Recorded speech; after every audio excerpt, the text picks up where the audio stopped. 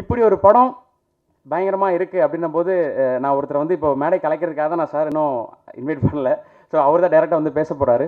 ஒரு படம் வந்து கல்ட் கிளாசிக்காக மாறும் பொழுது நம்ம எல்லாரும் செலிப்ரேட் பண்ணுறோம். அப்படியான ஒரு நிறைய படங்களுக்கு வந்து கண்டிப்பாக அதனுடைய பாடல்களும் ரொம்ப முக்கியமான ஒரு பங்கு வகிக்கும். பாடல்கள் முக்கியமாக இருக்கும்போது இசைக்கு எந்த அளவுக்கு ஒரு முக்கியத்துவம் இருக்கோ அந்த அளவுக்கு பாடல் வரிகளுக்குமான முக்கியத்துவமும் இருக்குது.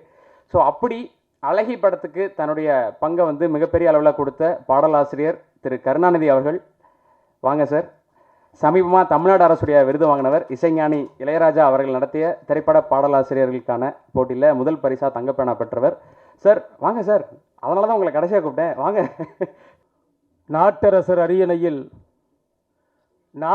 அரியணையில் நலம் வாய்க்க பூத்திருந்து ஏட்டரசர் சுவடுகளில் எழுத்து நலம் காத்திருந்து பாட்டரசர் கவிதைகளில் பரிமளித்து எங்கள் கூட்டுக்குள் வாழ்கின்ற செந்தமிழை கும்பிட்டு வணங்குகிறேன். வணக்கம். நற்றினை நல்ல குறுந்தொகை ஐங்குறுநூறு ஒத்த பதித்துப்பட்டு ஓங்கு பரிபாடல் கற்றறிந்தார் ஏத்தும் கலியோடு அகம்புறமென இத்திருத்த எட்டு தொகை என்ற பெரிய பாடல். அது எப்படி நற்றினை நிலைத்திருக்கிறதோ, நல்ல குறுந்தொகை எப்படி நிலைத்திருக்கிறதோ, அதுபோல பால் தந்த வள்ளுவனின் எழுத்தை, வீர பரணிஜயம் கொண்டானின் கருத்தை, அன்னை கால் தந்த சிலம்பொழியின் ஜதியை, ஆறு காண்டத்து கற்பனையை, தமிழ் பாவேந்தன் கோல் தந்த உணர்ச்சியை, கபிலன் தேனிலே குலைத்தெடுத்த வார்த்தை எல்லாம் எப்படி நிலைத்திருக்கிறதோ, அழகி என்ற படம் ஆகாயம் போல நிலைத்திருக்கும்.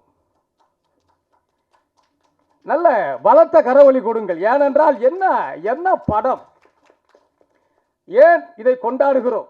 அதை காட்டி இதை காட்டி, அதை காட்டி இதை காட்டி, அப்படி காட்டி இப்படி காட்டி, அங்கே காட்டி இங்கே காட்டி, சதை காட்டி காட்டாமல் கதை காட்டி, கதையிலே கருத்தை காட்டி, காவியத்தை காட்டியதால் அழகியை கொண்டாடுவோம். வாணிபம் வணிகம் அல்ல நோக்கம். இந்த படத்தினுடைய ஹீரோ யார்? மூவேந்தர் யார்? முதல் வேந்தன் கண் இமைக்கும் நொடியுள் பாடல் இசை அமைக்கும் இசை மேதை, உலகத்தினுடைய மிகப்பெரிய இசை மேதை. அனாதை காற்று உன் வீணையை அண்டினால் 1000 நாடாளுமே, தினம் திரியும் காற்று உன் இசையினிலே லயித்தால் தெவிட்டாத தேவாரமே. அனாதை காற்று உன் வீணையை அண்டினால் 1000 நாடாளுமே, தினம் திரியும் காற்று உன் இசையினில் லயித்தால் தெவிட்டாத தேவாரமே. விண்ணோடு சேர்த்து நீ விரலாட்டும் தாளாட்டில் விழி மயங்கும் நாதஸ்வரம், உன்னோடு சேர்த்து உலகத்தில் பார்க்கிறோம் இசைஞானியே நீ ஒரு 8ஆம் சுரம். அந்த இசைஞானி ஒரு ஹீரோ, ஒரு கதாநாயகன். இன்னொரு கதாநாயகன் யார்? கனிவின் இலக்கணம், பணிவின் இலக்கணம், அறிவின் இலக்கணம், செறிவின் இலக்கணம், உண்மையின் இலக்கணம், நன்மையின் இலக்கணம், தூய்மையின் இலக்கணம், பரத்திலே பணிவின் இலக்கணம், கனிவின் இலக்கணம், அறிவின் இலக்கணம், ஈரத்தின் இலக்கணம், இதயமெல்லாம் துடிக்கும் ஈரத்தின் இலக்கணம், நன்முகத்தை அந்த நாடே கொண்டாடும் அந்த சண்முகத்தை தான் 2ஆம் கதாநாயகனாக சொல்கிறோம். என்ன நடிப்பு! கண்ணுக்குள்ளே அந்த கண்ணீரை துடைக்கும் போதே அடிச்சு தகர்த்து விடுவார் அண்ணன் பார்த்திபன். அடுத்து யார்? துன்பப்பட்டு துயரப்பட்டு அல்லல்பட்டு அவதிப்பட்டு வேதனைப்பட்டு விரக்தியாய் சிலுவை அறையப்பட்டு வாழ்க்கையிலே கண்ணீர் விட்டு அழுத அவரை மறக்க முடியுமா? அஷ்டலட்சுமி சேர்ந்து ஒன்றாக வரக்கூடிய அந்த பாக்கிய லட்சுமி, அந்த தனலட்சுமியை மறக்க முடியுமா? அவரை இப்படி சொல்லிக்கொண்டே போகலாம். இந்த படம் என்பது காவியம் போற்றக்கூடிய படம். பாவேந்தன் சொன்னானே, சோலையிலே பூத்த தனி பூவோ சொக்கவள்ளி பார்க்குடமோ அமுத ஊற்றோ, காலை வந்த செம்பருதி கடலில் மூழ்கி கடல் மாறி குளிரடைந்த ஒளி பிளம்போ என்று. இந்தியாவிலே எங்கு வேண்டுமானால் சொல்லுவேன், எந்த அரங்கத்தில் வேண்டுமானால் சொல்லுவேன், ஓங்கி சொல்லுவேன், உறக்க சொல்வேன். நடிகைகளே, ஒரு பெண் சிவாஜி என்று சொன்னால் அம்மையார் தேவயானி அவர்களைத்தான் சொல்வேன். ஏன் சும்மா வெற்றாக புகழ்ந்து போனால் நக்கலாகும், நையாண்டியாகும், கேலியாகும், கிண்டலாகும். தனம் என்று அவர் ஒரு குரல் கொடுப்பார். அண்ணன் பார்த்திபன், நீ பாடு என்பார். அப்பொழுது அந்த ஒரு காட்சியை நண்பர்களே வணங்கி சொல்கிறேன், அறிஞர்களே, ரசிகர்களே, அந்த ஒரு காட்சியை பாருங்கள். அந்த அம்மையார் அந்த குழந்தையின் கையை, அந்த குழந்தையை பிடித்து கொண்டு ஒரு பார்வை பார்ப்பார். அந்த பாத்திரத்தினுடைய கதாபாத்திரம் வளர் பிறைக்குள்ளே ஒரு சூரிய வெளிச்சத்தை பார்க்கலாம். ஆகவேதான் பெண் சிவாஜி என்று மறுபடியும் சொல்கிறேன். அவ்வளவு ஒரு சிறப்பான நடிகை. சோலை பூவாக சொக்கவள்ளி பார்க்குடமாக அமுத ஊற்றாக காலை வந்து செம்பருதி கடலில் மூழ்கி கடல் மாறி குளிரடைந்த ஒளி புலம்பாக இருக்கக்கூடிய அந்த நந்திதா தாஸ் தனம் சாலையிலே ரோட்டின் ஓரத்திலே ஓவியமாக கிடக்கின்ற அந்த கொடுமையை இந்த தலைவன் பார்த்து துடிக்கின்ற துடிப்புக்கு ஈடு எது உண்டா என்றால் இல்லை. இந்த பாட்டை ஒரு காதல் காவியமாகவே எல்லாரும் விமர்சித்து எழுதியிருக்கிறார்கள் கட்டுரை. என்னுடைய பார்வை ஒரு முயற்சி செய்கிறது, இது காதல் காவியத்தை தாண்டியது. அந்த பையன் சாப்பாடு பசியிலே கேட்பான், அல்லலுற்று ஆற்றாது அந்த துன்பப்பட்ட அந்த குழந்தை, பிஞ்சு குழந்தை பசியிலே கேட்பான், அம்மா பசிக்கிறதம்மா. அந்த பணக்கார வீட்டில் அந்த பிரியாணியை போட்ட நிலையாக அந்த குழந்தை சாப்பிட துடிப்பான். எட்டியுள்ள நிலவு என்ற சோற்றுக்காக இயங்குகின்ற பிள்ளையர்கள், நீர் குடித்தே எட்டியுள்ள நிலவு என்ற சோற்றுக்காக இயங்குகின்ற பிள்ளையர்கள், நீர் குடித்தே ஒட்டியுள்ள வயிறு நிரப்பும் பாலகர்கள், உதிர்க்கின்ற கண்ணீர்கள் அங்குமிங்கும் கொட்டியுள்ள முத்துகளை போல் கிடக்கும். இந்த வறுமையின் கொடுமையைத்தான் அழகி படம் பிடிக்கும். தட்டிவிட்டு அறிவாள் மூத்த வேலைக்காரி வந்து தட்டிவிட்டார், ஏய் எஜமான் சாப்பிடுறதுக்கு முடி சாப்பிடக்கூடாது என்று பறிக்கின்ற அந்த கொடுமையை, அதை துடித்து அந்த அந்த சண்முகம் அதை பார்த்துவிட்டு கண்ணீரிலே தேம்பி நிற்கின்ற அந்த தோற்றம் காட்சி, இதைவிட என்ற காட்சி வேண்டும்? இது வர்க்க போராட்டத்தை காட்டுகிற ஒப்பற்ற படைப்பு. பணக்காரி அவள் மேனியை பார்த்து பளபளக்கும் தகடு, நம் பாட்டாளிகள் சிந்திய ரத்தம் தான் அந்த பாவி மகளின் உதடு என்று ஒரு கவிஞன் எழுதினார். அந்த பணக்கார கூட்டத்திற்கும் ஏழை கூட்டத்திற்கும் போராட்டம். சும்மா வந்து காதல் கொண்டாட்டம் என்றெல்லாம் வேற கதை. ஒரு செய்தி சொல்கிறேன் பத்திரிகை நண்பர்களே, காதல் என்ற வார்த்தையே இந்த படம் முழுவதும் இல்லை. மாபெரும் கவிஞன் பார்த்திபன் அவர்கள் முன்னிலை சொல்கிறேன், ஆய்ந்து பாருங்கள், ஆராய்ச்சியாளர்களே, அறிஞர்களே, கவிஞர்களே, பத்திரிகையாளர்களே, காதல் வந்துச்சா சொல்லு சொல்லு. உலகத்திலே மிகப்பெரிய கவிஞனாக நான் ஒருவரை சொல்ல ஆசைப்படுகிறேன். கம்பராமாயணத்திலே, சிலப்பதிகாரத்திலே, குற்றால குறவஞ்சியிலே, குறுந்தொகையிலே, எந்த இலக்கியத்தில், ஏன் திரைப்பட பாடலாசிரியர் வரலாறுகளை படித்து மூணு பேருக்கு டாக்டர் பட்டம் வாங்கி கொடுத்த ஒரு நந்தனம் கல்லூரி பேராசிரியராக சொல்கிறேன். 3 எழுத்திலே ஒரு பெண்ணினுடைய அழகை சொல்கிறார் ஒரு கவிஞன். ஒளியிலே சொல்லுங்க, ஒளியிலே தெரிவது தேவதையா. இந்த பாடல் எழுதிய அந்த மாபெரும் ஞானிதான் இசைஞானி. இதைவிட ஒரு கவித்துவம் உண்டா? கோவலன் உள்ளே போகிறான், புகழ்வது மனித இயல்பு. அதை போலியாக புகழ்வது ஒரு நகைச்சுவையாகும் என்று சொன்னேன். கண்ணகியை பார்க்கிறான், மாசரு பொண்ணை முதல் இரவு காட்சியிலே மாசரு பொண்ணை வலம்புரி முத்தே காசரு விரைய கரும்பே தேனே புகழ்றான். மாசு இல்லாத பொண்ணே, வலம்புரி முத்தே காசரு விரைய கரும்பே தேனே அரும்பரல் பாவாய் ஆறுயிர் மருந்த பெருங்குடி வணிகர் பெருமட மகளே மலையடை பரவா மணிய என்கோ அலையடை பரவா அமிழ்த என்கொண்டு புகழ்றான். 3 எழுத்துல இசைஞானி சொல்லிவிட்டு போனார். தனலட்சுமியை இந்த கதாநாயகன் பார்க்கின்ற போது தொடக்க பள்ளியிலே பார்த்துவிட்டு உயர்நிலை பள்ளியிலே இன்னொரு விஷயத்தை பார்க்கின்ற போது இந்த விழிகள் அழும். எந்த கோலத்திலே பார்க்கிறது இந்த விழிகள் மறுபடியும்? பொட்டில்லை, பூ இல்லை, பொலிவும் இல்லை. பொட்டில்லை, பூ இல்லை, பொலிவும் இல்லை. பூத்த இளம் கைம்பொன்னோ பருவம் இல்லை. பொட்டில்லை, முகம் மலர்ந்த ஒரு அழகின் எல்லை. பாவம் கண்மறைக்கும் கெட்டையும் மூடத்தின் கொடுமையாலே அவளை கேட்பவர்கள், பார்ப்பவர்கள், ஆதரிப்பவர்கள் யாரும் இல்லை. சாலை ஓரத்தில் தூக்கி எறியப்பட்டு கிடக்கிறாள். இந்த மனிதன் உயிர் முழுதும் நேசித்த அந்த பெண் ஈவு இரக்கத்தோடு அவரை அழைத்து வர ஆசைப்படுகிறான். பயம், வளர்மதிக்கு பயம். இது எல்லா ஆண் மகனும் இருக்கக்கூடிய பயம். பண்பாடு எதுவும் நினைத்துக் கொள்வார்களோ, நம்மை குற்றவாளியாக நினைத்துக் கொள்வார்களோ. நீரெடுக்க போனாலும், திருமணத்தின் நிகழ்ச்சிக்கு போனாலும், இந்த நாட்டிலே பேர் கொடுக்க போனாலும், எந்த நிகழ்ச்சிக்கு போனாலும் அவளை தடுத்து நசுக்கப்பட்டு, பொசுக்கப்பட்டு, புதைக்கப்பட்டு, வதைக்கப்பட்டு, சிதைக்கப்பட்டு, முடக்கப்பட்டு, அடக்கப்பட்டு, அந்த விதவையை ஒடுக்கப்பட்டு கிடந்தவளை தூக்கி கொண்டு வர துடிக்கிறார் அந்த தலைவன் கதாநாயகன். நேராக ஒரு பணக்கார வீட்டிலே கொண்டு போய் சேர்க்கிறார். அங்கேதான் தங்கர் பச்சான் அவர்கள் கந்தக தீக்கிடங்கை பற்ற வைக்கிறார். ஏய், உனக்கெல்லாம் புத்தகமாடா, நீ எல்லாம் படிக்கலாமா, படிக்கணுமா? கூலி வேலை பார்க்கின்ற நீ படிக்க கூடாது என்ற ஒரு விஷயத்தை அங்கே வைத்து நெருப்பை வைக்கிறார். கந்தக நெருப்பை வைக்கிறார். பாரதியினுடைய கனவு அதுதான். பாரதியிட போய் கேட்டான், உலகத்தில் சிறந்த விஷயம் எதுங்கய்யா? பாரதி சொல்றார், இன்னொருங்கனி சோலைகள் செய்தல் சரி, இனிய நீர்தல் சுனைகள் ஏற்றல் சரி, அன்னசத்திரம் 1000 வைத்தல் சரி, ஆலயம் 10000 நாட்டல் சரி, பின்னர் உள்ள தர்மங்கள் யாவும் பெயர் விளங்க ஒளிர நிறுத்தல். உலகத்திலே சிறந்த பண்பு எது தெரியுமா? பாரதி சொல்றார். அதைத்தான் அண்ணன் தங்கர் பச்சான் அவர்களுடைய பொன்னான எழுத்து பூமியிலே ஒரு பெரிய புரட்சி ஏற்படுத்தது. இன்னொருங்கடி சோலைகள் செய்த இனிய நீர்தல் சுனைகள் ஏற்றல், அன்னசத்திரம் 1000 வைத்தல், ஆலயம் 10000 நாட்டல், பின்னர் உள்ள தர்மங்கள் யாவும் பெயர் விளங்க ஒளிர நிறுத்தல், அன்னையாவின் புண்ணியம் கோடி ஆங்கோர் ஏழைக்கு எழுத்தறிவித்தல் என்ற ஏழை ஒருவன் படிக்க வேண்டும் என்று தங்கர் பச்சான் அவர்கள் அங்கே வைக்கிறார் புத்திரையை. ஏய், உனக்கெல்லாம் படிப்பு தேவையாடா, நீ எல்லாம் புத்தகத்தை படிக்கணும், புத்தகத்தை புடுங்குகிறார்கள். இந்த படமே கல்வியின் புரட்சி என்று ஒரு கவிஞன் பார்வையில் சொல்கிறேன். அது தப்பாக கூட இருக்கலாம், எல்லாமே சரியாக இருக்கு என்று சொல்ல முடியாது. ஏன் கல்வியின் புரட்சி, காதலின் புரட்சி என்று நினைக்க கூடாது. அங்கே காதலே கிடையாது, காமமே கிடையாது. அந்த படத்தில் ஒருவரை நேசிக்கிறான், அவள் படிக்க முடியாமல் படிப்பை தொடர முடியாமல் போகிறான். தனலட்சுமி அங்கேதான் அவள் தூக்கி எறியப்படுகிறாள். அவன் படித்து விடுகிறான், அவன் தூக்கி உயரமாக வைக்கப்படுகிறான். ஒரு பணக்கார பெண்ணை திருமணம் செய்கிறார்.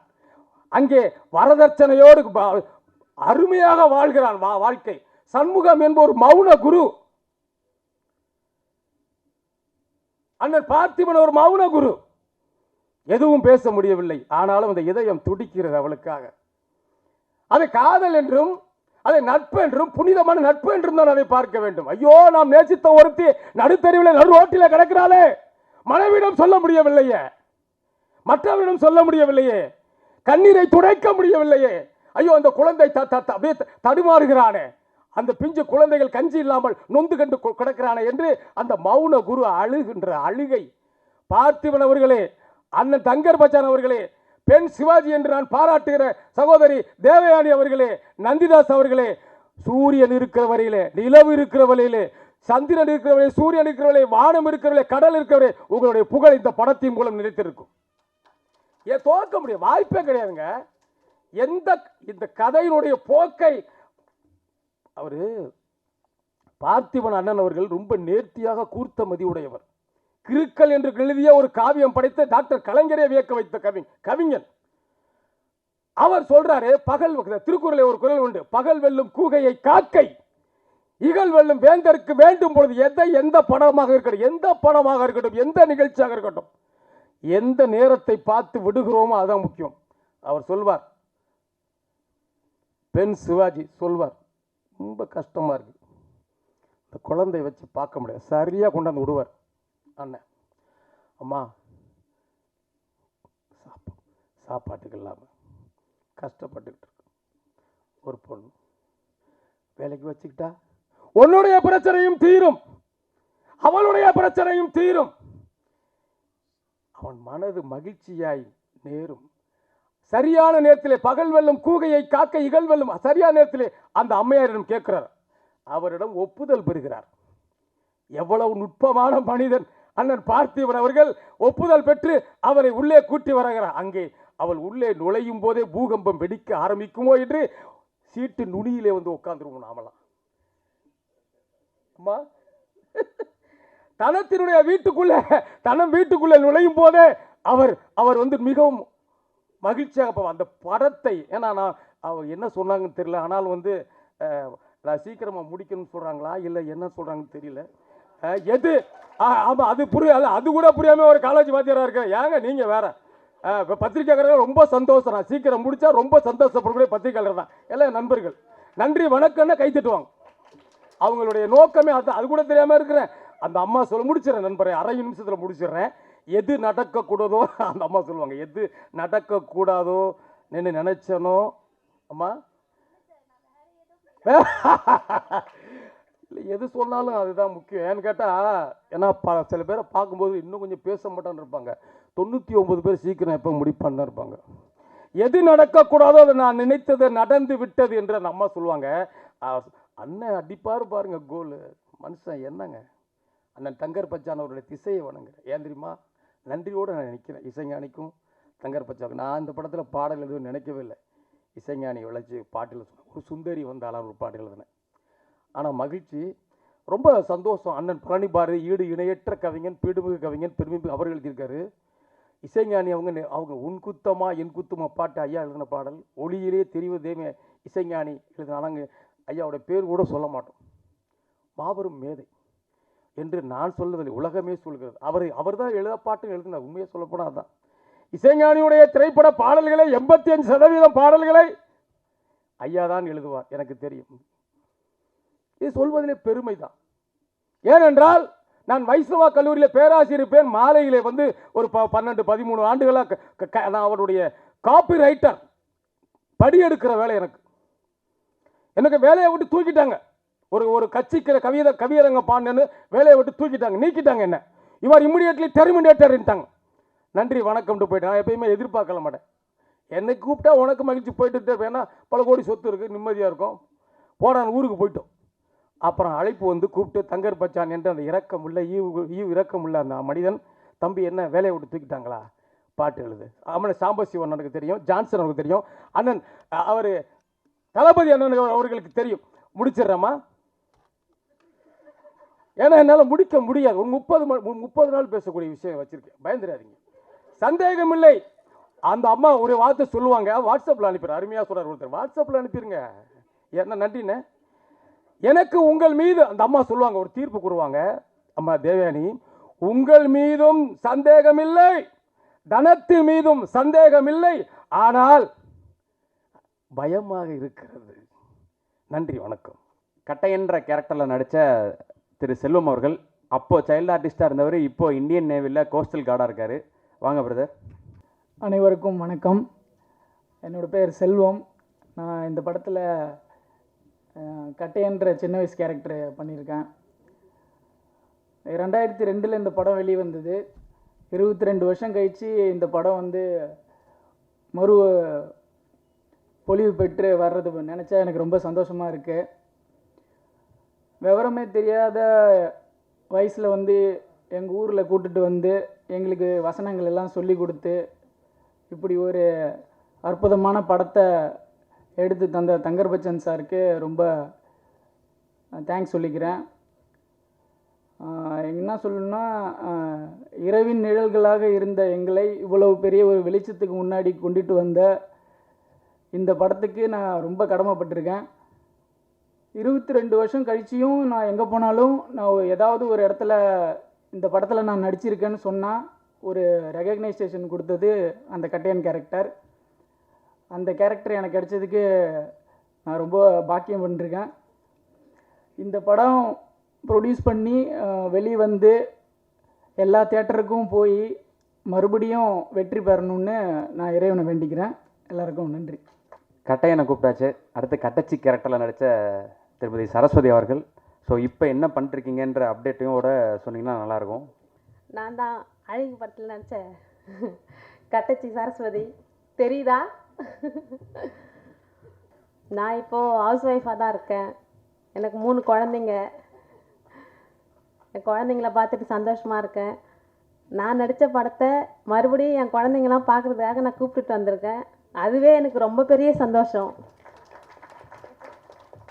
சார் வந்து 22 வருஷத்துக்கு அப்புறம் எனக்கு கால் பண்ணி என்னை கூப்பிடும்போது எனக்கு ரொம்ப ரொம்ப சந்தோஷம். அன்றைக்கி நைட் ஃபுல்லாக எனக்கு தூக்கமே வரல. சார் ஞாபகத்தில் நாங்கள் இருப்போமா அப்படின்ற மாதிரி இருந்தோம். ஆனால் சார் என்ன மறக்க மாட்டாங்க, இருந்தாலும் அப்படியே போயிடுச்சு. ஆனாலும் சார் ஞாபகம் வச்சு கால் பண்ணி பேசினாங்க.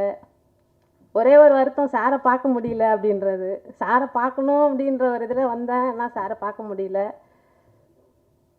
மறுபடியும் படம் நாளைக்கு வரப்போகுது. நாங்கள் எல்லாரும், எங்கள் ஃபேமிலி எல்லோரும், இன்னும் நான் யாருக்கிட்டையும் சொல்லவே இல்லை. நான் டேரெக்டாக இங்கே வந்துட்டு அதுக்கப்புறம் தான் சொல்லலான்னு சொல்லிட்டு டேரெக்டாக வந்திருக்கேன். படம் ரொம்ப வெற்றி பெறும்னு நினைக்கிறேன். நன்றி, வணக்கம். நன்றி சரஸ்வதி அவர்களே. ஸோ நீங்கள் சொன்ன மாதிரி நீங்கள் குழந்தை நட்சத்திரமாக நடித்த படம் இப்போ உங்கள் குழந்தைங்களோட போய் பார்க்க போகிறீங்க. ஸோ கண்டிப்பாக வாட்ஸ்அப் ஸ்டேட்டஸ்லலாம் அழகி தான் இருக்கும் அப்படின்றதுல எந்த மாற்று கருத்தும் இல்லை. ஸோ அடுத்ததாக சண்முகம் கேரக்டரில் நம்ம இதை 3ஆக பிரிக்கிறோம் அப்படின்றது முன்னாடியே சொன்னோம். ஸோ அதில் வந்து 8 வயது சண்முகமாக நடித்த திரு ராமு சரவணன் அவர்களை பேச அழைக்கிறேன். அனைவருக்கும் வணக்கம். வணக்கம் வணக்கம் சார். நான் தான் ஓட்ட டவுசர் போட்டுட்டு வந்தேன் சண்முகம். ரெக்கக்னேஷனுக்கு சொன்னேன். 2 நாள் முன்னாடி தான் சொன்னாங்க இந்த மாதிரி ப்ரெஸ் மீட் இருக்குன்ட்டு. ஒரு 30 செகண்ட் கண்டென்ட் தான் எடுத்து வச்சுருந்தேன். அந்த பிரதர் பேசிட்டாரு. அப்புறமாட்டி மேலே உட்காந்து யோசிக்கலான்னு பார்த்தா அண்ணன் பேசுனதை பார்த்து எதுவுமே மைண்டில் ஓடலை. 8 வயசில் படம் பார்க்கும்போது எதுவுமே புரியல, நார்மலாக இருந்துச்சு. ஒரு பர்டிகுலர் வயசு வந்ததுக்கப்புறம் படம் பார்த்தோம். அப்படி பார்க்க ஆரம்பிச்சும் போது டெய்லி நைட்டு பார்க்க வேண்டியதாகிடுச்சு. அந்தளவுக்கு பிடிச்சி போச்சு. அண்ட் கண்டிப்பாக வந்து இப்போ இருக்க யங்ஸ்டர்ஸ்க்கு கண்டிப்பாக கனெக்ட் ஆகும். ரொம்ப ஒரு நல்ல படமாக இருக்கும். தியேட்டர்ஸ் வந்து வாட்ச் பண்ணுங்கள். தேங்க்யூ. அடுத்ததாக 15 வயசு சண்முகம் திரு சதீஷ் ஸ்டீஃபன் அவர்கள். ஸோ இப்போ சமீபமாக உங்களை யூடியூப்பில் பார்க்க முடியுது பிரதர். நிறைய பேர் உங்களை இன்டர்வியூஸ்லாம் எடுத்துகிட்டு இருக்காங்க. ஸோ இப்போ நீங்கள் என்ன பண்ணுறீங்கன்றதெல்லாம் கேட்டு தெரிஞ்சுக்கிறாங்க. மறுபடியும் எப்போ நாங்கள் உங்களை ஸ்க்ரீனில் பார்க்க போகிறோன்ற கேள்வி எனக்குமே இருக்குது. ஸோ அழகி பற்றின நினைவுகளோட உங்களோட அடுத்தடுத்த பிளான் என்னன்றதையும் சொன்னீங்கன்னா நல்லாயிருக்கும். வாங்க வருது. ரொம்ப வருஷம் கழித்து அழகியை பற்றி பேசுறது ரொம்ப மகிழ்ச்சியாக இருக்குது. 22 வருஷம் அது எப்படி போச்சுன்னு தெரியல. ஆனால் அழகியை பற்றி எப்பாவது டெய்லியும் யாராவது பேசிகிட்டே இருப்பாங்க வைங்களேன். எங்கே போனாலும் இதை பற்றி ஏதாவது பேசிகிட்டே இருப்பாங்க. அழகி ஒரு மறக்க முடியாத ஒரு படம் அப்படின்றது என் வாழ்க்கையில் கண்டிப்பாக அது சொல்லணும்.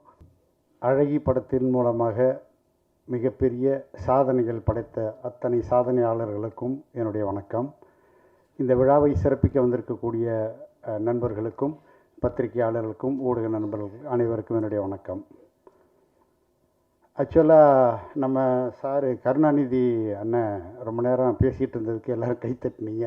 அவர் எனக்கு 30 நாள் பேசுகிறதுக்கு என்கிட்ட மேட்ரு இருக்குதுன்னு சொன்னார். உண்மை தான் அது. அவர் 30 நாள்னு அவர் சொன்னார். ஆனால் என்னை பொறுத்த வரைக்கும் கேட்டிங்கன்னா இந்த படம் ரிலீஸ் ஆகி 22 வருடமாக நான் அவ்வளோ விஷயங்கள் இந்த நாள் வரைக்கும் நான் பேசிகிட்டு இருக்கேன்.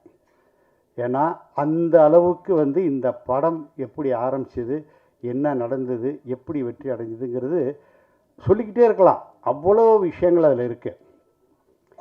ஆக்சுவலாக பார்த்திங்கன்னா இந்த படம் முதல் என்னைக்கு விதை போடப்பட்டதுன்னு கேட்டால், தங்கப்பச்சான் வந்து என்னுடைய திரைப்பட கல்லூரி நண்பர். அவர் சொன்னார், ஒரு தயாரிப்பாளர்கிட்ட நான் ரொம்ப வருஷமாக பேசிகிட்ருக்கேன். அவர் வந்து படம் பண்ணலாம்னு சொல்கிறேன். சரின்னு சொல்கிறாரு. நானும் எத்தனையோ முறை போய் பேசிகிட்டு இருக்கேன், ஒன்றும் நடக்க மாட்டேங்குது. நீங்கள் ஒரு தடவை வாங்க, நம்ம போய் பேசலான்னு சொன்னார். அப்படி நாங்கள் 2 பேரும் போய் ஒரு ஹோட்டலில், நம்ம தயாரிப்பாளர் சார் தங்கியிருந்த ஒரு ஹோட்டலில் போய் நாங்கள் சொன்ன அன்னைக்கு தான் அவர் வந்து ஓகே இந்த படம் பண்ணலாம்னு சொல்லிட்டு அன்னைக்கு தான் முதல் விதை, இந்த அழகிக்கான முதல் விதை அங்கே தான் விதைக்கப்பட்டது. அன்னையிலேருந்து எடுத்துக்கிட்டிங்கன்னா ஒரு 180வது நாள் போஸ்டர் ஒட்டுற வரைக்கும், அந்த போஸ்டர் ஒட்டும்போது நான் கூட போய் ஒட்டுற இடத்துக்கெல்லாம் நான் போயிருக்கேன்.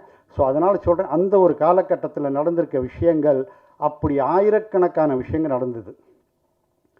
ஸோ தயாரிப்பாளர் இதற்காக எவ்வளோ கஷ்டப்பட்டாருங்கிறத நான் ஒரே ஒரு விஷயம் அப்புறம் சொல்கிறேன். அதுக்கு முன்னால் இந்த நடிகர்கள்லாம் எப்படி செலக்ட் பண்ணோம் அப்படின்லாம் பார்த்திங்கன்னா, அதெல்லாம் வந்து புது விஷயம். இப்போது பார்த்திபன் சாரோ இல்லை நம்ம தேவயானி மேடமோ அல்லது நந்திதாஸ் மேடமோ இவங்களெல்லாம் செலக்ட் பண்ணுறது ஒரு பெரிய விஷயமே கிடையாது. ஏன்னா ஆல்ரெடி அவங்கெல்லாம் ப்ரூவ்டு. அவங்களுடைய திறமைகள் எல்லாருக்குமே தெரியும், அவர்கள் என்ன பண்ணுவாங்கிறது எல்லாருக்குமே தெரியும். பட் இந்த கேரக்டருக்கு இவங்க தான் பொருத்தம் அப்படின்னு சொல்லிட்டு நாங்கள் முடிவு பண்ணி பேசணும். அதெல்லாம் ஓகே. இங்கே உட்காண்டிருக்க கட்டையனை எப்படி செலக்ட் பண்ணோம், இங்கே உட்காண்டிருக்க ஒரு சண்முகம் டீனேஜ் எப்படியெல்லாம் செலக்ட் பண்ணோன்னு கேட்டிங்கன்னா அதெல்லாம் ரொம்ப சுவாரஸ்யமான விஷயம். இவர் எங்கே பிடிச்சோன்னு கேட்டால் ஒரு ஸ்கூல்லலாம் தேடி ஆர்டிஸ்ட்டு யார் போவாங்கன்னு தெரியல எனக்கு. ஆனால் நாங்கள் போனோம். அப்படி போய் ஒவ்வொரு கிளாஸாக அந்த டீனேஜில் வந்து பார்த்திபன் சார் மாதிரியான ஒரு முகபாவனை யாருக்கு இருக்கோ, முக ஒற்றுமை யாருக்கு இருக்கோ அவரை பிடிக்கலாம்னு சொல்லிட்டு ஒவ்வொரு கிளாஸ்லேயே பர்மிஷன் வாங்கிட்டு, ஹெச்எம்கிட்ட பர்மிஷன் வாங்கிட்டு, அந்த ஸ்கூல் டீச்சர்கிட்ட எக்ஸ்பிளைன் பண்ணிவிட்டு அப்படி போய் உட்காந்து ஒரு கிளாஸில் பேசிகிட்டு இருக்கிறோம். இது நிறையா நடந்தது. அதில் ஒரு கிளாஸில் நாங்கள் உட்காந்து பேசிகிட்டு இருக்கிறோம். சொல்லும்போது பார்த்தா ஒரு பையன் அந்த கடைசி பெஞ்சில் கீழே படுத்து தூங்கிட்டு இருக்கான். நாங்கள் என்ன சொல்கிறோம், என்னப்பா அது ஏதோ கிளாஸ் எடுத்தால், வாத்தியார் கிளாஸ் எடுத்தால் போர் அடித்தா தூங்குவாங்க, சினிமாவை பற்றி பேசிகிட்டு இருக்கிறோம், பார்த்திபன் சார் மாதிரி ஒரு பையன் வேணும்னு தேடிட்டு இருக்கோம், அங்கே ஒருத்தன் தூங்கிட்டு இருக்கான், அவனை எழுப்புங்கன்னோம். அவன் அப்படி தலையை தூக்குறான் பாருங்க. அப்படியே பருக்களோடு அப்படியே பார்த்திபன் சாருடைய முகம். அவர் தூங்குற அது சொல்கிறேன் இருங்க, அது சொல்கிறேன். அவர் தூங்கிட்டு இருந்தார், எழுந்திருப்பான்னு சொன்னோன்னே அந்த முகம்தான் இவர். அப்புறம் தான் கூப்பிட்டு எப்போ அந்த மாதிரி பார்த்திபன் சாரை வச்சு நாங்கள் ஒரு படம் பண்ணுறோம், அவருக்கு ஒரு டீனேஜ் மாதிரி ஒரு பையன் வேணும், அதுக்கு தான் பார்த்தா உன் முகம் கரெக்டாக இருக்கே வாப்பான்னு கூப்பிட்டா, ஐயோ நான் வரல, எனக்கு அதெல்லாம் தெரியாது, எனக்கு பிடிக்காது, நான் வரலன்ட்டாப்ல.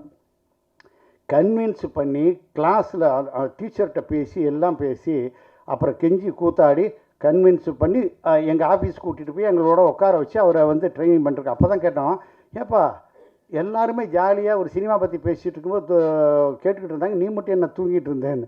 இல்லை சார் நான் தூங்கலை, ஏன்னா எனக்கு தெரியும் என் முகம் வந்து கொஞ்சம் பார்த்திபன் சாரி மாதிரி இருக்குது, ஒருவேளை என்னை கூப்பிட்ருவீங்களோன்னு பயந்துக்கிட்டு தான் நான் கீழே தூங்குற மாதிரி படுத்திருந்தேன்னாப்புல. இப்போ கரெக்டாக சொல்கிறாரு பார்த்தீங்களா, உண்மையிலே அவர் தூங்குற மாதிரி நடிச்சுக்கிட்டு முகத்தை பார்க்கக்கூடான்னு இருந்தார். இன்றைக்கி உலக புகழ் அடைஞ்சிட்டார் அவர். கட்டையன் கேரக்டர் கேட்டிங்கன்னா, அந்த பக்கம் பண்ருட்டி செல்ல ஒவ்வொரு ஸ்கூலாக போயின்னு இருக்கோம். அந்த ஸ்கூலில் போய் தேடிட்டு இருக்கும்போது பார்த்தா ஒரு கிளாஸ்லேருந்து இன்னொரு கிளாஸ் போகிறோம், இன்னொரு கிளாஸ்லேருந்து இன்னொரு கிளாஸ் போகிறோம், எவன் ஒரு மாதிரி துருதுருப்பாக இருப்பான்னு சொல்லிட்டு போயிட்டுருக்கோம். அப்படியே ஒவ்வொரு குழந்தையாக பார்த்துட்ருக்கோம். பார்த்தா ஒரு கிளாஸ்லேருந்து இன்னொரு கிளாஸ்க்கு நாங்கள் போகும் பார்த்தா ஒரு சின்ன சிக்கிச்சின்னு ஒரு பையன் அப்படி ஓடிட்டுருப்பான். அப்புறம் இன்னொரு கிளாஸ்லேருந்து இன்னொரு பார்த்தா இன்னொரு பக்கம் ஓடிட்டுருப்பான். பார்த்தா ஒரு பக்கம் போய் தண்ணி பிடிக்கிறதுக்கு ஏதோ பண்ணிகிட்ருப்பான், இந்த பக்கம் போய் ஏதோ பண்ணிகிட்ருப்பான். அப்புறம் தான் பார்த்தோம் இந்த கிளாஸுகளை தேடுறதை விட இந்த எவனோ ஒருத்தன் இப்படி ஓடிக்கிட்டு இருந்தானே பாரு, அந்த பையனை புடின்னு சொன்னவர் தான் அவர் கட்டேன். அதே மாதிரி நீங்கள் படத்தில் பார்க்குற அதே மாதிரி துருன்னு இருந்த கேரக்டர் தான் அவர். ஒவ்வொரு கேரக்டரும் இந்த மாதிரி. இவர் வந்து ஒரு அமைதியான ஒரு பார்த்த முடிய அந்த இளமை இதில் வந்து அவரை பிடிச்சோம். ஸோ இந்த மாதிரி வந்து கேரக்டர்கள்லாம் அதுக்கு இதில் எதை சொல்கிறது எதை விடுறதுன்னு தெரியல. அந்த மாதிரி கதையை வந்து நாங்கள் உருவாக்கினதுலேருந்து ஆர்டிஸ்ட்டுகளை வந்து நாங்கள் வந்து தேடினதுலேருந்து இதெல்லாம் வந்து ஒரு உண்மையில் ரொம்ப இன்ட்ரெஸ்டிங்கான விஷயங்கள். எல்லாத்த விட முக்கியமாக இந்த படத்தை தயாரித்த நம்ம தயாரிப்பாளர் உதயகுமார் சார் வந்து நம்ம முக்கியமாக சொல்லணும்னு கேட்டிங்கன்னா, எவ்வளவோ இளைஞர்கள் எவ்வளவோ பிரச்சனைகள், இதுக்கடையில் ஒரு தடவை வந்து ஒரு நாள் வந்து திடீர்னு எனக்கு ஏன்னா எந்த ஒரு விஷயமா இருந்தாலும் சார் வந்து என்கிட்ட தான் பேசிகிட்டு இருப்பார். ஏன்னா இன்றைக்கி வந்து மிகப்பெரிய சாதனையாக ஒரு படம் இருக்குன்னா அது எந்த மாதிரி விஷயங்கள்லாம் கடந்து வந்திருக்குங்கிறது வந்து ஒரு அனுபவம். அந்த வகையில் வந்து ஒரு நாள் வந்து எனக்கு சார் எப்போயும் ஃபோன் பண்ணார், தளபதி நான் இந்த படத்துக்கு இது வரைக்கும் எவ்வளோ செலவாயிருக்கும், இது என்ன ஆயிருக்கும்னா, இன்னும் படம் ஆரம்பிக்கலை, ஷூட்டிங் ஆரம்பிக்கலை, ஒரு 25 லட்ச ரூபா ஆயிருக்கும் சார் அப்படின்னா. சரி அதில் ஏதாவது கொஞ்சம் திரும்ப எதாவது வாங்க முடிஞ்சால் வாங்க, இல்லாட்டி பரவாயில்ல விட்டுருங்க, நம்ம இந்த படம் பண்ண வேணாம் அப்படின்றாரு. ஐயோ என்ன சார் அப்படின்னு கேட்டால், இல்லை இந்த மாதிரி நீங்கள் வந்து கதை சொன்னீங்க இல்லையா வீட்டில், எங்கள் குடும்பத்தில் எல்லோரும் உட்காந்து கதையை கேட்டாங்க, ஏன்னா என் கண்ணு முன்னால் நான் பார்த்து அப்படியே வந்து தூங்குறாங்க. அதுக்கப்புறம் நான் கொஞ்சம் சவுண்டு கொடுத்து அப்படியே வந்து கொஞ்சம் ஒரு சுறுசுறுப்பு பண்ணி கொஞ்சம் அதை முடிச்சிருக்கிற மாதிரி அவங்கள வந்து இது பண்ண அப்போயே புரிஞ்சு போச்சு இது வந்து யாருக்கும் ஒன்றும் மைண்டுக்குள்ளே செட் ஆகலன்னு. ஏன்னா உதயகுமார் சாருக்கு ஆல்ரெடி வந்து மைண்டுக்குள்ளே செட் ஆகிடுச்சு. ஆனால் இருந்தாலும் ஒரு முதல்ல ஒரு படம் பண்ணுறோமே, ஒரு புது விஷயம் பண்ணுறோமே, நம்ம குடும்பத்தில் இருக்கவங்களாம் கேட்கட்டும்னு கூப்பிட்டு உட்கார வச்சார். ஆனால் அது யாருக்கும் பிடிக்கல. இப்போ சொன்னார், நம்ம அந்த படத்தை பண்ண வேணாம் விட்டுருங்க, ஏதாவது கொடுத்த காசை இதாக வாங்க முடிஞ்சா வாங்க, இல்லாட்டி இது வந்து எனக்கு ஒரு சிராய்ப்பு மாதிரி நான் விட்டுறேன் இது அப்படின்னாரு. ஐயோ சார் என்ன விஷயம் இல்லைங்க, நீங்கள் வந்து அங்கெல்லாம் அதாவது தங்கரபச்சான் சார் நானும் உட்காந்துட்டு சொன்ன கதை அவர்களுக்கு பிடிக்கல. நான் சொன்னேன்ல சார், அது சொன்ன விதம் வந்து கொஞ்சம் மிஸ் ஆகிடுச்சு, மற்றபடி இதில் வந்து நிறையா விஷயம் சார். என்ன சார் உங்களுக்கு பிடிக்கல அப்படின்னா, அப்போ ஒன்று ஒன்றா சொல்கிறார். அப்போ வந்து இல்லை சார், அது வந்து ஆக்சுவலாக அதில் வர்ற விஷயம் வேறு, ஆனால் நாங்கள் சொன்னது வேறு மாதிரி சொல்லிட்டோம் இப்படி நான் ஒன்று ஒன்றா அட்ஜஸ்ட் பண்ணிட்டு, சரி அதெல்லாம் விடுங்க சார், இப்போ எங்கே சார் இருக்கீங்கன்னு கேட்டேன். நாங்கள் திருப்பதி போயிட்டுருக்குறோம், ஃபேமிலியோடு போயிட்டுருக்கோம். அப்போ தான் வந்து அவங்ககிட்ட கேட்டு சொல்லுங்கள் சார், எந்த இடத்துல என்ன பிடிக்கலன்னு கேளுங்கன்னா ஒவ்வொருத்தரும் ஒன்று ஒன்று சொல்கிறாங்க. சரி அதுக்கெல்லாம் வந்து நான் வந்து ஒவ்வொரு விளக்கம் சொல்லிகிட்டு இருந்தேன். சார் நீங்கள் பாருங்கள், நீங்கள் திருப்பதிக்கு போகிறீங்க, போய் நல்லா சாமி கும்பிடுங்க, ஒரு பிரச்சனையும் இல்லை, திரும்ப வந்து உங்களை நாங்கள் பார்த்து திரும்ப பேசி எப்படியா கன்வின்ஸ் பண்ணுறோன்னு சொல்லி அப்போ அதுக்கப்புறம் திரும்ப நவத்தின தான். அதுக்கப்புறம் ஒரு இடையில வந்து நந்திதாஸ் மேடம் வந்து, தளபதி ப்ளீஸ் டோன்ட் மிஸ்டேக் மீ, ஐ ஆம் சென்டிங் பேக் யுவர் செக் அப்படின்ட்டாங்க. ஐயோ என்ன மேடம் வாட் ஹேப்பன்னா, இல்லை I told you that I don't know Tamil, you said that the dialogues will be very small, but you sent me a lot of dialogues, I cannot mug up and do this. ஐயோ madam அப்படிலாம் சொல்லாதீங்க அப்படின்னு சொல்லி அவங்கள convince பண்ணி உங்களுக்கு நாங்கள் another version ஒன்று அனுப்புகிறோம் அப்படின்னு சொல்லி அவங்கள கன்வின்ஸ் பண்ணி அதுக்கப்புறம் அவங்கள பண்ண வச்சோம். பார்த்திபன் சார் எப்பயுமே வந்து ஒரு எண்ணத்தோடு இருக்கிறவர், நல்லா பண்ணணும்னு நினைக்கிறவர். அவர் வந்து பல முறை கோச்சிக்கிட்டு போயிருக்கிறார். அவரை நான் தான் போய் கன்வின்ஸ் பண்ணி கூட்டிகிட்டு வந்திருக்கேன். பல பிரச்சனைகள் ஏன்னா நடக்கக்கூடியதில் வந்து அவருடைய எண்ணத்துக்கு தகுந்த மாதிரி ஏன்னா அவர் ஆல்ரெடி பெரிய கிரியேட்டர் அவர். அதனால் அவர் டிஸ்டர்ப் ஆகி இல்லை வேண்டாம் அப்படின்லாம் சொல்லிட்டு போயிருக்கார். அவரை நான் கூப்பிட்டு வந்திருக்கேன். தேவயானி மேடம் அந்த நேரத்தில் வந்து கொஞ்சம் ஒரு சின்ன அவங்களுக்கு கேப், ஒரு மேரேஜ் ஆன ஒரு சமயத்து இல்லை ஆஃப்டர் மேரேஜ் இல்லைங்க அந்த இல்லை நான் என்ன தரேன்னா அதுதான் சொல்ல வரேன் நான். அந்த கேப் இல்லை மேடம், மேரேஜ் ஆகணுன்னே அந்த நேரத்தில் போய் தான் அவங்கள்ட்ட பேசுகிறோன்னே கேரக்டர் அவங்களுக்கு ரொம்ப பிடிச்சிருந்தது.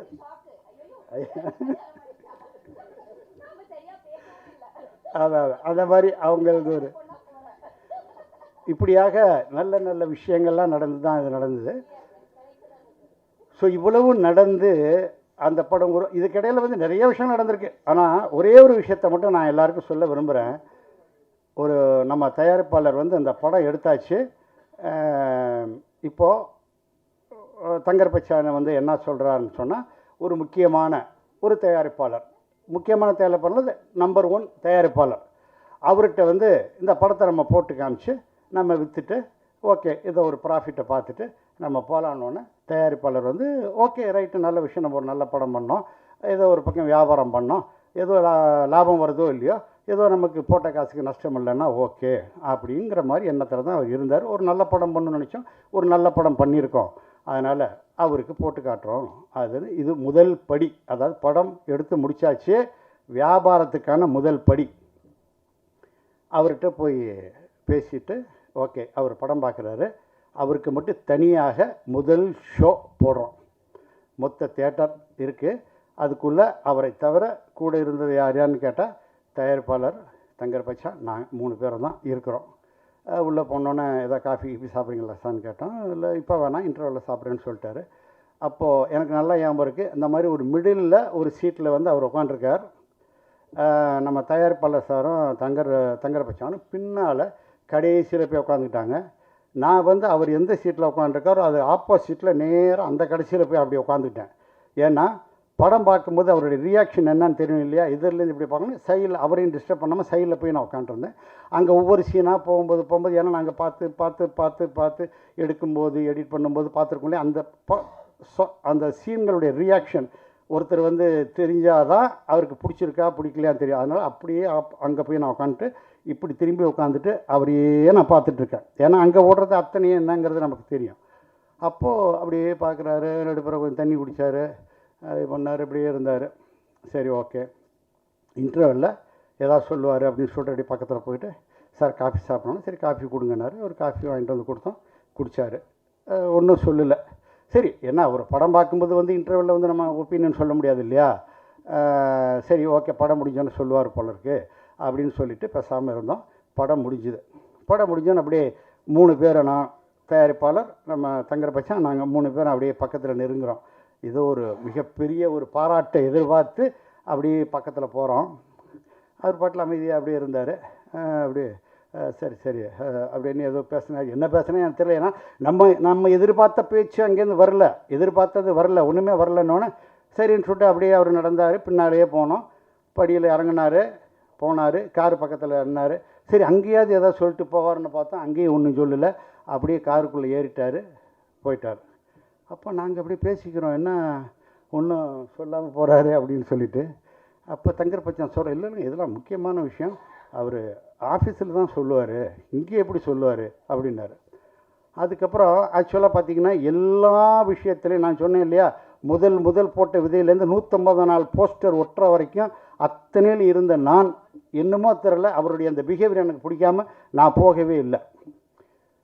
ப்ரொடியூசரும் தங்கர் பச்சானும் அவர் ஆஃபீஸுக்கு மறுநாள் போகிறாங்க, உட்காடுறாங்க, தெரிஞ்சிருக்கும் போல இருக்கா தான் சிரிக்கிறாங்க. அவங்க போகிறாங்க, உட்காடுறாங்க. அங்கே பார்த்தா அவர் இல்லை, வெளியே போயிருக்காரு அப்படின்னு சொல்கிறாங்க. அப்புறம் வந்துடுறாங்க. நான் இங்கே அப்படியே ஆர்வமாக இங்கே உட்காந்துருப்பேன். வந்தோன்னே சரி என்ன சார், இல்லை அவர் எதுவும் வெளியே போயிருக்காராம்.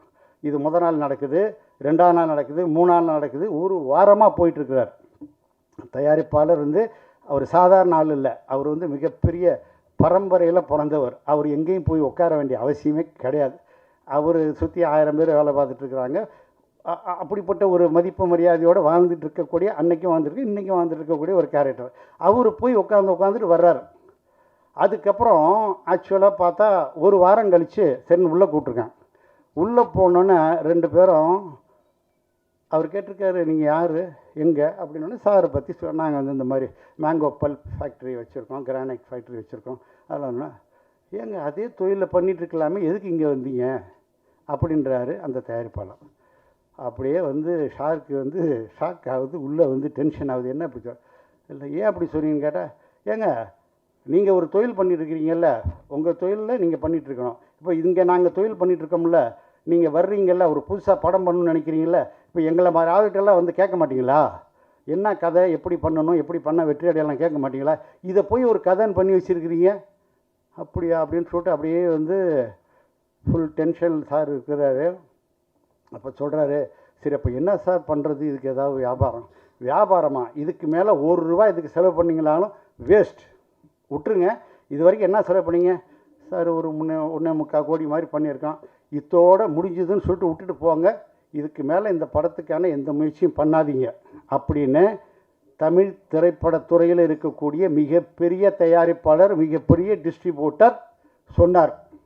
அப்போ ஒரு தயாரிப்பாளருக்கு எப்படி இருக்கும், ஒரு நல்ல படம் பண்ணிட்டு வந்து ஒரு அன்னைக்கு 1.25 கோடி இன்வெஸ்ட் பண்ணிவிட்டு ஐயோ அப்படியே மொத்தமாக போச்சா அப்படிங்கிற மாதிரி ஒரு மனவேதனையில் இருந்தார். அவர் எத்தனை மனவேதனை பட்டிருப்பார்னு எனக்கு தெரியும். ஒவ்வொரு நாளும் அதாவது தனியாக ரூமில் இருக்கும்போது அவர் என்ன ஃபீல் பண்ணாருங்க அடுத்த நாள் என்கிட்ட சொல்லுவார். அதெல்லாம் தாண்டி இன்றைக்கி அழகி வந்து ஒரு சரித்திரம் படைச்சிருக்கு. ஒரு நல்ல கதையை எடுத்துக்கிட்டு, அதாவது ரொம்ப மிக யதார்த்தமாக இந்த மாதிரி கேள்விகள்லாம் வராத ஒரு கதையை எடுத்துகிட்டு ஜெயிக்கிறது சாதாரணமான விஷயம். ஆனால் இப்படி ஒரு கேள்வி உள்ளே இருக்கிறதே 22 வருஷம் கழித்து அந்த ரகசியத்தை இப்போ தான் நான் சொல்கிறேன். முதல் மரியாதையில் எனக்கு ஒரு உண்மை தெரிஞ்சாகணும் மாதிரி இது வரைக்கும் உங்களுக்கு யாருக்குமே இந்த விஷயம் தெரியல. நான் சொல்கிறது வந்து அப்படி ஒரு உள்ளுக்குள்ளே அப்படி ஒரு விஷயம் இருக்குது. எப்படி இருந்தாலும் ஒரு பொண்ணை கூப்பிட்டு போய் சந்தோஷமாக ஒரு குடிசை எடுத்து கொடுத்து ஒரு தையல் மிஷின் கொடுத்து அவளை வாழ வச்சிருக்கலாமே கௌரவமாக, எதுக்காக அவளை சீரழிக்கணும், எதுக்காக இப்படி கஷ்டப்படுத்தணும்? இது என்னுடைய கேள்வி, வெறும் ஒரு கதாசிரியராக. அதுதான் நானும் சொல்கிறேன், உங்களுக்கு தெரியாமல் 22 வருஷமாக அதை மனசுக்குள்ளே பூட்டி வைக்கிற அளவுக்கு அந்த கதையை வெற்றி அடைய வச்சது அவருடைய திறமைன்னு சொல்கிறேன். பார்த்திபன் சார், நீங்கள் எப்படி பேசுவீங்கன்னு எல்லாருக்கும் தெரியும். இங்கே நீங்கள் எப்படி பேசுவீங்கன்னு எல்லாருக்கும் தெரியும். சின்ன வயசுலேயும் நீங்கள் இப்படி தான் பேசியிருப்பீங்க. உண்மையிலே உங்களுக்கு எத்தனை காதல், அதே மாதிரி அந்த காதலியை பின்னால் நீங்கள் சந்திச்சிருக்கீங்களா? அப்போ உங்கள் மனநிலை எப்படி இருந்தது? நீங்கள் காதலியே எல்லாம் பாஸ்ட் டென்ஸில் சொல்கிறீங்க. தேவி எனக்கு புரிஞ்சு அவங்க சிரிச்சாங்க பாருங்கள். அது காதலி ஏதோ முந்தி நடந்த ஒரு கதை மாதிரி இப்போ சொல்லிகிட்டு இருக்கீங்க. அப்புறம் நீங்கள் எப்படி பேசுவீங்கன்னு எனக்கு தெரியும் அப்படின்னோடனே நேற்று எங்கள் ஆஃபீஸில் நடந்த ஒரு விஷயம் நான் சொன்னேன். இன்றைக்கி சாயங்காலம் 6 மணிக்கு ராமசாமின்னு ஒருத்தர் வருவார் அப்படின்னு சொன்னேன்.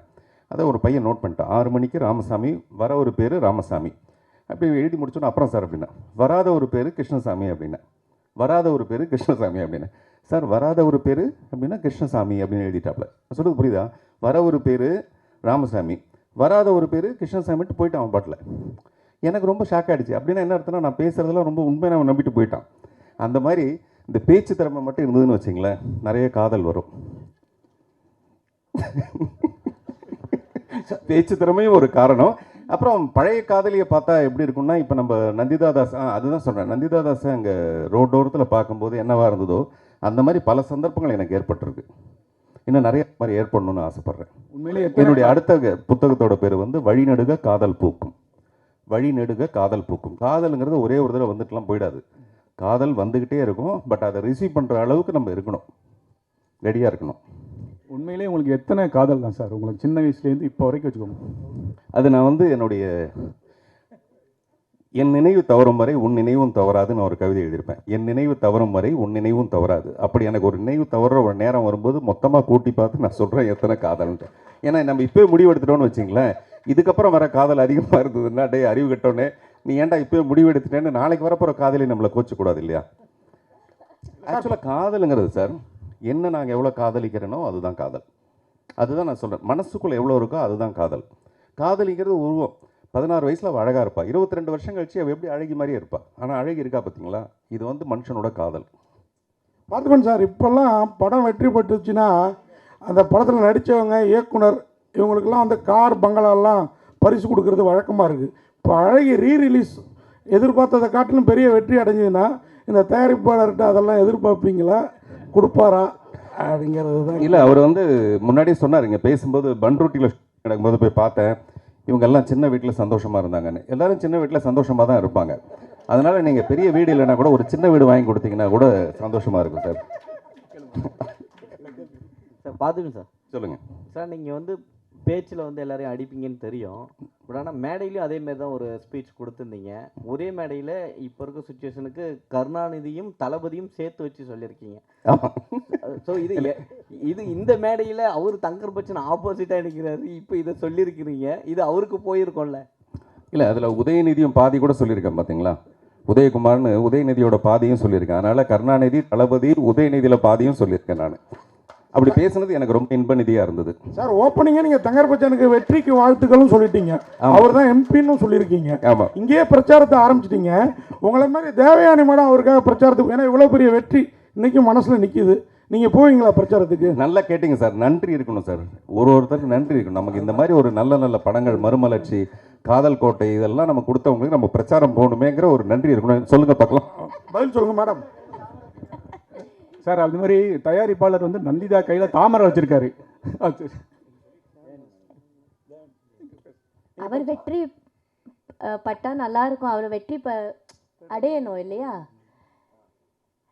அவர் ஒரு புது ஜர்னியில் ஆரம்பிக்கிறாரு. அந்த ஜர்னி அவருக்கு சிறப்பாக வரட்டும்னு நான் வேண்டிக்கிறேன், வாழ்த்துறேன். பார்த்துக்கோங்க சார், தயாரிப்பாளர் ஏதோ நினைச்சி கையில் வந்து தாமரை பூ வச்சிருக்காரு. அது வந்து என்ன நினைக்கிறீங்க? அது ஏன்னா தங்கர் பச்சன்னா அவருக்கு நண்பர், அவரும் இப்போ அந்த கூட்டணியில் தான் இருக்கிறாரு. அதனால தான் இந்த ரீரிலீஸோவா எங்களுக்கு அந்த சந்தேகம். அது தெரியல. தயாரிப்பாளர் வந்து தாமரை பூ வச்சிருந்தா தப்பு இல்லைங்க, தாமரைன்னு ஒரு பெண்ணை வச்சிருந்தா தான் தப்பு. அவர் தான் தேவயானி மேடத்தையே சகோதரின்ட்டாரு. தேவயானி கிட்ட வந்து எல்லாருக்குமே அந்த மாதிரியான ஒரு விஷயம் உண்டுங்க. அது ரொம்ப ரொம்ப முக்கியமான விஷயம். அந்த குடும்ப பாங்கான ஒரு விஷயம் வந்து நடிப்பில் மட்டுமே கிடையாது. நான் அவங்கள இப்போ நாங்கள் ஒரு 3 படம் நடிச்சிருக்கோம். மூணு படம் தான் நடிச்சிருக்கோம். நான் கொஞ்சம் பொய் சொல்லுவேன், அதனால் மிஸ் ஆகிருக்கும்னு நினைக்கிறேன் நான். ஸோ அவங்கக்கிட்ட வந்து அந்த மாதிரியான ஒரு பண்பு இருக்குது. நம்ம பார்த்தா, நான் அழகாக நான் வழக்கமாக சொல்லுவேன், எந்த பொண்ணை பார்த்தாலும் நமக்கு முதல்ல மரியாதை வரணும், அப்புறம் தான் மீதி எல்லாம் வரணும். அந்த மரியாதை வந்து தேவயானிகிட்ட எப்போவுமே வரும். வாழ்த்துக்கள். பார்த்துக்கலாம் சார். இங்கேங்க ஆக்சுவலாக இப்போ வர படங்களுக்கு பெரிய படங்களாக இருக்கட்டும், சிறிய படங்களாக இருக்கட்டும், ஆனால் தேட்டர்கள் வந்து கிடைக்கிறதே இல்லை. ரீரிலீஸ் வந்து வருது. சில பேர் வந்து தகவல் ஏன் ரீரிலீஸ் பண்ணோம், எல்லாம் டிவியில் எல்லாத்துலேயுமே போட்டாங்களே, எதுக்காக அப்படின்ற ஒரு கேள்வி இருக்குது. ஸோ இதை பற்றி என்ன நினைக்கிறேன்? ஏன்னா நீங்களும் படம் எடுத்துகிட்டு இருக்கீங்க இப்போ இன்ன வரையும். ஸோ தேட்டர்கள் கிடைக்காம நிறைய முறை நீங்களும் சொல்லியிருப்பீங்க. இதை பற்றி என்ன நினைக்கிறீங்க? இல்லை, நான் வந்து இந்த ரீரிலீஸ் ஆகிற படங்களை பற்றி எப்போவுமே சொன்னது கிடையாது. நல்ல விஷயங்கள் வந்து மறுபடியும் நமக்கு வந்துக்கிட்டே தீரும். அலைகள் மாதிரி மறுபடியும் வந்து அது காலம் நம்ம தொட்டுக்கிட்டே இருக்க மாதிரி நல்ல படங்கள் திரும்பியும் வரும். அந்த மாதிரி தான் இந்த படம். அது வேட்டையாட விளையாட இருந்தாலும் சரி, 96 இருந்தாலும் சரி. இன்னும் சொல்லப்போனால் இந்த அழகிய ஒரு வகையான தேவதாஸ் தான். தேவதாஸ்னு நாகேஸ்வரன் சாவித்திரி நடித்த படம் பார்த்தீங்கன்னா அந்த கதையோட ஒரு மைய கருத்து இந்த படத்துலையும் இருக்கும். இப்போ நான் சொல்கிறது 2வது அதிர்ச்சி தகவல் சொல்கிறேன். இதெல்லாம் நான் ஏன் சொல்கிறேன்னா, நாளைக்கு படம் பார்க்கும்போது இல்லை, ஏதோ ஒரு வகையில் பழைய அழகி தானே அப்படின்னு இல்லாமல் இந்த அழகில் இன்னும் நிறைய விஷயம் இருக்குதுன்னு சொல்கிறதுக்காக நான் இந்த விஷயத்த சொல்கிறேன். அதனால் இது ஒரு ஓப்பன் கிரவுண்ட், யார் வேணாலும் விளையாடலாம். ஆனால் பெரிய படங்கள் வரும்போது மட்டும்தான் என்னுடைய அப்ஜெக்ஷன் என்ன இருக்குன்னா, பொங்கல் தீபாவளி மாதிரி படங்கள் டைமில் ஏன் நீங்கள் பெரிய படங்களை ரிலீஸ் பண்ணுறீங்க? அந்த நேரத்தில் நீங்கள் சின்ன படங்களை ரிலீஸ் பண்ணுங்கள்.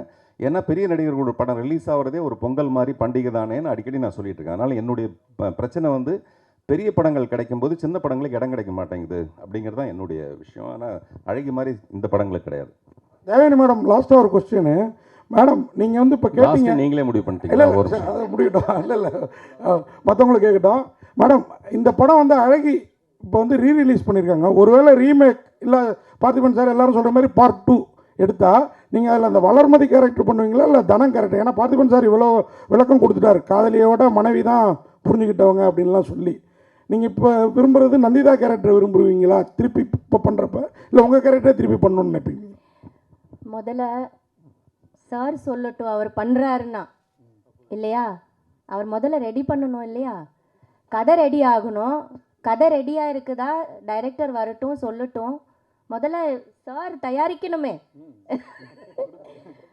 அவர் தயாரித்தா அதுக்கப்புறம் நான் கதை கேட்பேன், என்ன சொல்கிறாரு பார்க்கலாம், அப்புறம் உங்களுக்கு தகவல் வந்துடும். கரெக்டா? இல்லை, பிரச்சனை வந்து ஒரு தயாரிச்சுட்டுனா அவங்க சண்முகமாக கூட நடிப்பாங்க, நான் வளர்மதியாக கூட நடிப்பேன். அதனால பிரச்சனை வந்து அவர் தயாரிக்கணும், அவ்வளோதான்.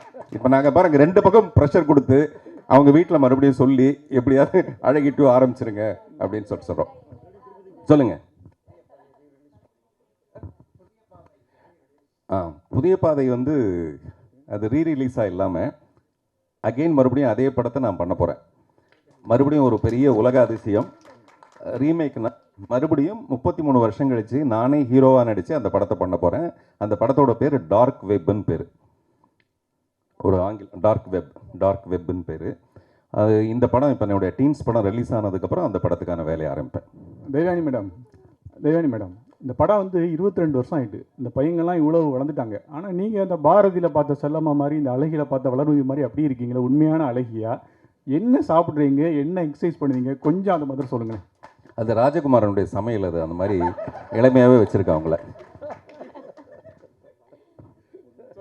எல்லாமே கடவுளோட அனுகிரகம் தான் நினைக்கிறேன். அப்புறம் உங்கள் எல்லாரோட அன்பு, உங்கள் எல்லாரோட ஆசீர்வாதத்தினால அப்படி இருக்கிறேன்னு என்னவோ, என்னோட அப்பா அம்மாவோட ஆசீர்வாதத்தினால இருக்கிறேன். ஸோ இட்ஸ் காட்ஸ் கிஃப்ட்னு நினைக்கிறேன். So I have to work இல்லையா? இன்னும் நிறைய எனக்கு பண்ண வேண்டியது இருக்குது, இன்னும் நிறைய நடிக்க வேண்டியது ஆசையாக இருக்குது.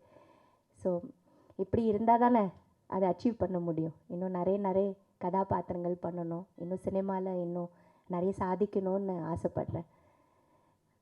அதனால் கடவுள் எனக்கு வந்து இதே ஹாப்பினஸோட இப்படியே சந்தோஷமாக.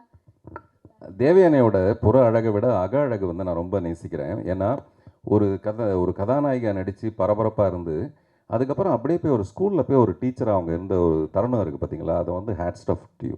அது வந்து யாருக்கும் அவ்வளோ சீக்கிரமாக, நீங்கள் சராசரி நடிகைகளுக்கே அப்படி ஒரு எண்ணம் வரவே வராது. அவங்க இன்னும் அந்த மேக்கப்பை கலைக்கவே மாட்டாங்க, அதுலேருந்து அந்த கிரீடத்தை இறக்கவே மாட்டாங்க. அதுலேருந்து ஒரு சமநிலைக்கு போய் சாதாரணமாக ஒரு டீச்சராக ஒர்க் பண்ண ஒரு விஷயம் இருக்குது பார்த்தீங்களா? அது இன்னும் என் மனசுக்குள்ளே அவங்கள பேரழகியாக காமிச்சிட்ருக்கு, அழகி இல்லை.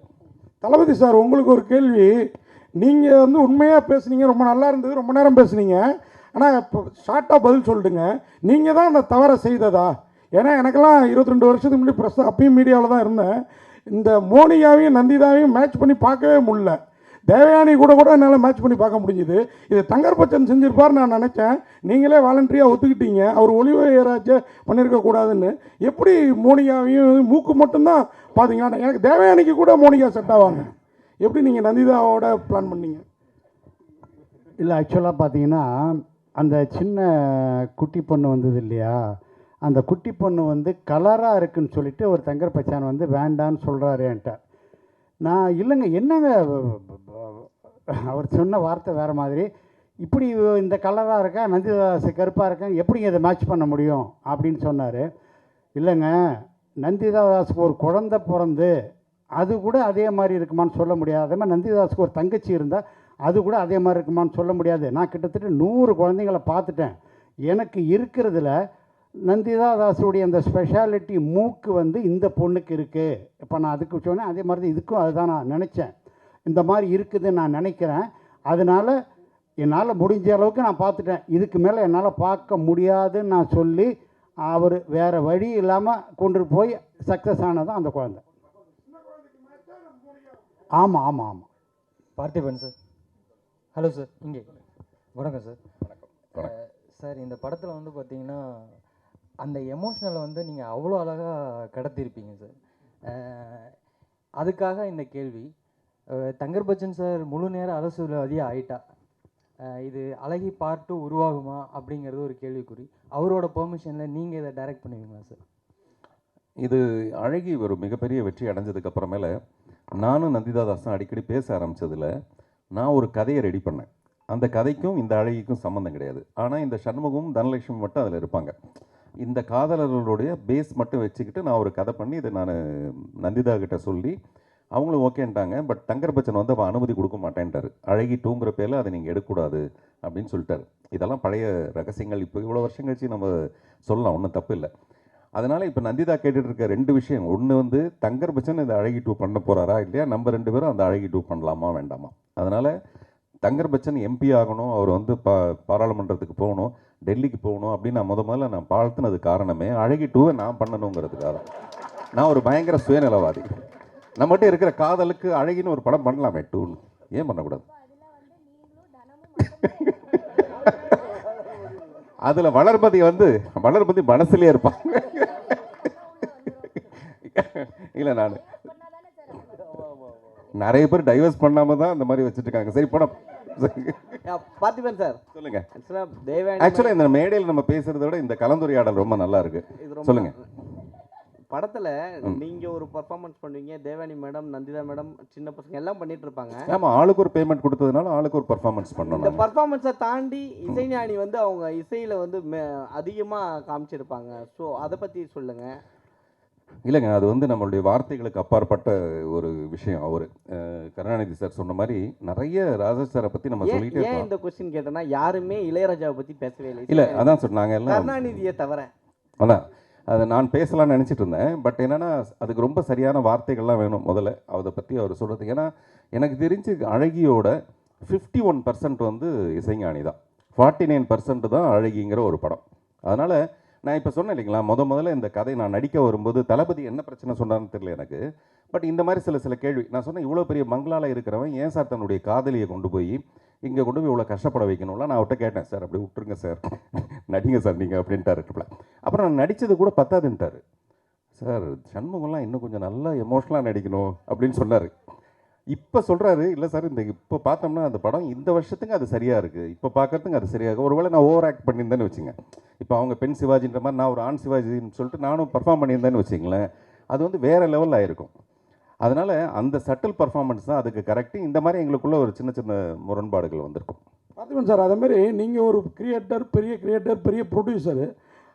நீங்கள் இப்போ இந்த அழகி நீங்களே சொன்னீங்க மேடையில், இந்த படம் வெற்றிக்கு அவங்க சீன்ஸ் எல்லாம் எடுக்க வேணாம், அந்த குழந்தை நட்சத்திரங்கள்லாம் இருக்கட்டும்னு. நீங்கள் இன்றைக்கும் பெரிய ஆள், அவங்கெல்லாம் ஆனால் அந்த அளவுக்கு வல்ல சினிமா. இப்போ இந்த சதீஷ் மட்டும் ஏதோ முயற்சி பண்ணிகிட்டு இருக்காரு. அவங்களெல்லாம் வச்சு வேறு ஏதோ ஒன்று நீங்கள் ஏன் பண்ணக்கூடாது? ஏதோ ஒரு படத்தில் அவங்கள ஏன் யூஸ் பண்ணிக்கக்கூடாது? இல்லை, நல்ல கேள்விங்க, நிச்சயமாக பண்ணலாம். இவங்கன்னு இல்லை, இந்த மாதிரி நிறைய பேர் முயற்சி பண்ணுறவங்க இருக்காங்க. இந்த மாதிரி நிறைய பேர் முயற்சி பண்ணுற ஒரு 13 பேரை வச்சு தான் இப்போ நான் ஒரு படம் பண்ணுறேன். நான் படம் பண்ணுற டீன்ஸுன்ற ஒரு படத்தில் நிறைய டேலண்டடான ஒரு 13 குழந்தைங்களை வச்சு தான் இந்த படம் பண்ணுறேன். இந்த காலத்தில் வந்து ரஜினி சார் பத்தாதுன்னு சொல்லிட்டு அதில் விஜய் சேதுபதி இருக்கணும், விஜய் சேதுபதி பத்தாதுன்னு இன்னொரு பெரிய ஹீரோயின் இருக்கணும், இந்த பக்கத்தில் மணி சார் பத்தாதுன்னு சொல்லிட்டு கமல்ஹாசன் இருக்கணும், கமல்ஹாசன் பத்தாதுன்னு சொல்லிட்டு ஃபகத் ஃபாசில் இருக்கணும். இப்படிலாம் பெருசாக போராடிட்டு இருக்கும்போது நான் வந்து வெறும் 13 டேலண்ட்டை மட்டுமே நம்பி இப்போ நான் டீன்ஸ்னு ஒரு படம் பண்ணிகிட்ருக்கேன். நிச்சயமாக இந்த படத்தை நீங்கள் பார்த்துட்டு அதுக்கான ஒரு பெரிய மரியாதை கொடுக்கணும். அது கொடுத்த உடனே டெஃபினட்டாக இவங்கெல்லாம் வச்சு நான் ஒரு படம் எடுப்பேன். Thank you sir, thank you so much. So still எடுத்துக்கலாம். உண்மையிலேயே ரொம்ப மகிழ்ச்சி, நம்ம இந்த கலந்துரையாடல் மூலமாக ரொம்ப சகஜமாக பேசிக்கிட்ட, அது ரொம்ப நல்லா இருந்தது. அதனால் தேவயானி முகத்தில் அந்த சோளா பூரிப்பு பாருங்கள் எப்படி இருக்கு சார். ஒரே ஒரு ரெக்வஸ்ட். ஒரு நிமிஷங்க. நம்ம இளையராஜா சார் பற்றி உண்மையிலேயே பேசாமல் நாங்கள்லாம் ரொம்ப வருத்தப்படுறோம். இந்த படத்தினுடைய பின்னணி இசையும் அவருடைய பாடல்களும் தான் இந்த படத்தினுடைய வெற்றிக்கு 100% காரணம். அதை வந்து எல்லாருமே நாங்கள் கொண்டாடிட்டுருக்கோம், இந்த உலகமே கொண்டாடிட்டு தான் இருக்குது. அவருக்கு என்னுடைய மனமார்ந்த என்னுடைய குழுவின் சார்பில் நன்றி, வணக்கம்.